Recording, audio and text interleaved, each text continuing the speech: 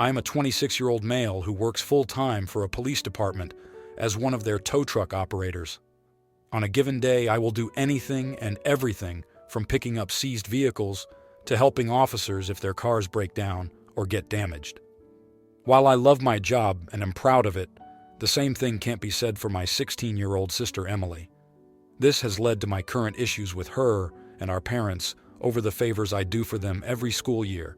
For years now, during the school year, one of the things I do is drive Emily and her friends home after school. I do this to spare the parents having to make the 35-minute drive twice a day. This hasn't been an issue until this year, when a new dress code came into effect for all of us tow truck drivers. 2 weeks ago, as part of a push for safety, all of us got new uniforms that were designed to replicate what our officers wear. Since adopting them, they have done their job well, as more people are slowing down and moving over for us. This, sadly, is where the problems begin, as Emily and her friends hate this new uniform and find it embarrassing. As a result of this, they have been demanding I change every day before I go to pick them up.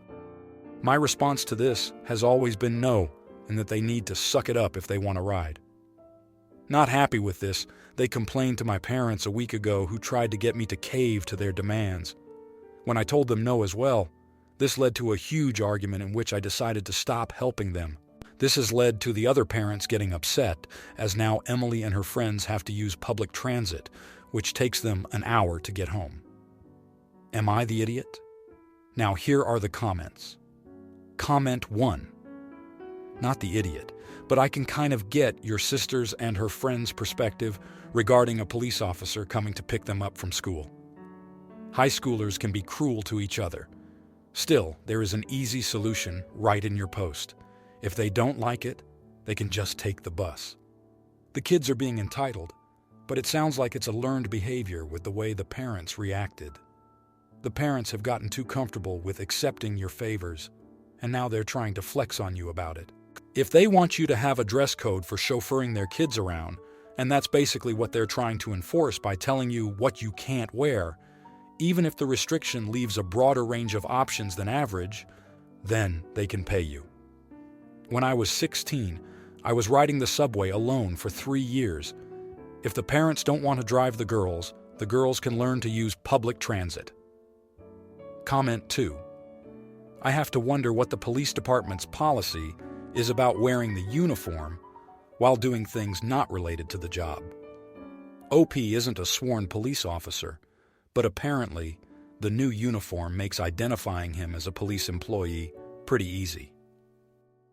I could see liability issues arising here. I think the departmental policy is an important factor we're not being given. I vote insufficient information to give a decision. Comment 3. I'm confused. I work for a law enforcement agency, and the uniform clearly states that we are to change or cover up our uniform when not on duty. I keep a light jacket that I can put over the uniform shirt if I have to go to the store on my way home. Doesn't your employer ask you to do the same? Now for the next story. Throwaway. And this happened recently, so bear with me. I, 18-year-old female, started university this year. My school is located outside my home province, so I wasn't expecting to see too many people from high school here. However, I did see this one guy from high school, Thomas, 18-year-old male, here. To say Thomas and I had a difficult past is a bit of an understatement.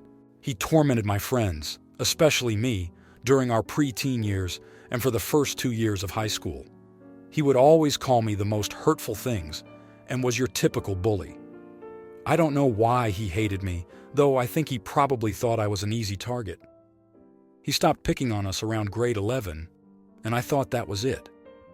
Apparently, according to some of my friends, he turned over a new leaf around that time. Fast forward and I see him during orientation week. He approached me and said hi. I returned his greeting and we made some small talk, but I tried to keep things relatively short. During this chat, I learned that, surprise, surprise, we're in the same program and even in the same residence building. He seemed happy with this, as in his words, it was nice to see a familiar face. Over the next few weeks, we've been chatting pretty regularly given that we do have pretty similar schedules. I've been trying to give short, polite answers, but whenever we talk, he just doesn't shut up. I sometimes suspect that he actively seeks me out for a chat. Earlier today, when I was at the campus gym, I saw Thomas. I tried to avoid his general area in the gym and kept my AirPods in my ears, hoping that he would not notice me. About halfway through my set, I heard him call out to me. We talked for a bit. I was annoyed at this stage, as he did interrupt my workout, and then he starts asking me if I need help with any of the equipment or anything like that, and that he could personally train me. I declined his offer, and then he bluntly asked me out. I didn't think I heard him properly, so I asked him to repeat what he said. He then said he wanted to take me out for lunch or something like that. I said something along the lines of, now wouldn't be a good time, but he persisted and said that it could be fun. At this stage, I snapped. I told him that I thought he was beyond repulsive and dumb as poop if he thought I'd go out with him. He looked very shocked at this, and before anything else could be said, I grabbed my bag and left. Later, I told my roommate about this, and she said that I was sort of an ass, but that she could understand where I was coming from. Am I the idiot? Now, for the next story. I am 6 weeks off of giving birth, and a few months ago, my boyfriend and I were sitting at his sister's discussing birth plans. This is my first child, and my partner has 4, while his sister has 2, so they are more experienced. During the conversation, his sister mentioned that she didn't want certain people to know when she was having her second child. However, it seems like someone ended up telling the person she specifically didn't want to know. We reached a point where I was expressing what I wanted for my birth experience. I explained that I only wanted my mom and my boyfriend in the room with me, with his dad and stepmom there 24 hours after the birth. This is when things got complicated. For weeks on end, I kept hearing comments like, "I'm going to be your birthing partner, not your mom," or "I'm going to tag team it with my brother," or "I'll be there as it's through half term." No matter how much I said no, these comments persisted until I finally lost my temper and had a big argument with my boyfriend. I told him that if his sister doesn't stop and understand that no one will be there with me, he would miss the birth of his child. He then told her that she would be invited to see the baby when we are ready for visitors. Since then, she has attempted everything to ruin my relationship with my boyfriend. Whenever we plan to go out together, suddenly there's an emergency at her house, or she can't get out of work, leaving her kids alone late at night. Whenever he thinks his little sister is in trouble, he won't leave her side until the early hours of the morning. These situations have caused huge arguments between my boyfriend and me, and I constantly feel abandoned because I never get to see him. I'm worried that she will come up with an excuse to prevent him from being present at the birth. I also want to mention that during these emergencies, she gets angry at him for answering his phone when I call.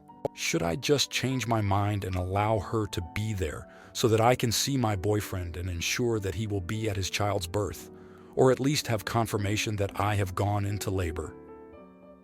Comment 1. Why do people think they're entitled to be present when others are at their most vulnerable and in pain? What's wrong with people? Not the idiot. It's messed up that your boyfriend has to be allowed by his sister to be at the birth of his own child. Don't allow this to happen, and be prepared for your boyfriend to show his true colors. Hopefully, he'll be there for the birth, but if not, it's clear that you and his child aren't as important as his possessive sister. Comment 2. Not the idiot. This sister is ridiculous and immature. I understand sibling bonds, but they're acting like teenagers. I'm surprised your boyfriend isn't noticing anything. It's your birth, and you have the right to decide what makes you comfortable. Don't let anyone pressure you into accepting anything. Also, seriously talk to your boyfriend about this, because he seems oblivious to what's happening. Comment 3. Not the idiot, obviously. I'm shocked that some people think they have a right to be present at births. You're the patient, and you can inform the nurses of who's allowed in the room. You can even kick your boyfriend out if you want, and you wouldn't be in the wrong. It's entirely your choice. Now, for the next story. My brother has a daughter named Lou, age 10. He also recently married Jane, age 43, who has a daughter named Elle, age 11. I, age 29, am very close to Lou. Every time we see each other, we like to wrestle and cuddle, and I generally enjoy annoying her, which, by the way, she loves. Well, Jane recently called me to tell me that Elle is very jealous of Lou because she doesn't have any aunts or uncles, and asked me to tone it down whenever Elle is there. I told her that how I treat my niece is none of her damn business, and hung up the phone. She then sent me a long message basically calling me an idiot. Now here are the comments. Comment 1. Everyone telling you that your reaction was rude seems to be missing the part where she told you to tone it down. Frick that. She could have reached out and asked you if you would mind doing a group activity with the girls, or just talk to you about how she feels sad her own child doesn't have anyone like you in her life, etc. But her solution was to take away from your niece to even things out. I would have had some more choice words before hanging up if someone stuck their nose in my business and spoke to me like that. Not the idiot, not the asshole. Comment 2. Not the idiot, not the asshole, as a stepchild on both sides. Her and her daughter's jealousy issues are none of your concern. You could have been nicer when telling her to back off, but she needs to understand that you don't get to waltz in and change a family dynamic that you are a newcomer to. If they had been step-siblings since they were 2, it would be a different story, but they only recently joined the family and are wanting to change the dynamics of how extended family interacts with their niece. Nope, that is not okay in the slightest. Comment 3. Not the idiot, not the asshole. You are allowed to treat your niece how you want and not have to modify your behavior with her. She should be teaching her child that you can't always get what you want in life and how to deal appropriately with those feelings. And if she wants an uncle figure in her daughter's life, she should go out and find a volunteer. Now, for the next story. I, 23-year-old female, have a childhood best friend. Maggie, 23-year-old female. She's really beautiful and someone that you can get along with easily. I love Maggie, but she has this problem that sometimes bothers me. Maggie likes to sleep with wealthy married men, not men her age or single men. She only likes guys that are like a decade older than her and that have their own families already. Not for money. It is just her kink. I'm not trying to kink shame her or however she calls it. It's just that it gives me quite the ick. This strained our friendship a bit. Maggie met this guy, Max, 39-year-old male, on social media. He texted her in response to a story she posted. Now, they began to chat, and Maggie got super fixated with this guy. She keeps talking about him, showing me pics of him, yada yada. I know it's her life, but something about that man irked me, but I decided not to tell her to not get into a fight. Finally, after like 4 months, Maggie and Max meet again. Maggie even introduced him to me, and in that moment I knew much better than something wasn't right. In Maggie's words, he was single and all that, and that it wasn't anything to be concerned. Maybe it was the age gap between them and the fact that Max was a total jerk, lol. But it made me highly uncomfortable. A few days ago, Maggie came to my house and she was crying. At this point, I already had an idea of what was happening. She tells me that she got pregnant by Max, and just when she told him, he dropped the big bomb. He was married with 2 toddlers and couldn't take responsibility for the baby. Maggie said to me that she didn't expect it because Max always told her things like she was the love of his life, they would marry someday, she was everything he could ever want. To be honest, I felt sad for her because the man obviously lied. I told her that I'm so sorry about what happened, but she should know better at this point, and she should have been more careful. Maggie began to cry more. I comforted her a little more, and then took her to her house again. But since then, Maggie doesn't want to speak to me and ignores me. I talked about this with another close friend of mine and Maggie's, and she told me that I was too harsh and lacked tact, and that Maggie was obviously being manipulated by Max. I have been thinking about my friend's words. I want to know what you guys think. Was I the idiot, actually? Now, here are the comments. Comment 1. Not the idiot. It was harsh, yes, but sounds like she needed to hear the truth. Whether or not she knew he was married, she has a thing With sleeping with wealthy married men, what did she think was going to happen? Comment 2. Not the idiot. Does she know where babies come from? Because yes, Max is the idiot, but she is too. Certainly you are not. She played a dangerous game, and now she has real adult decisions to make. Comment 3. Hold on. You had to tell your 23-year-old best friend that?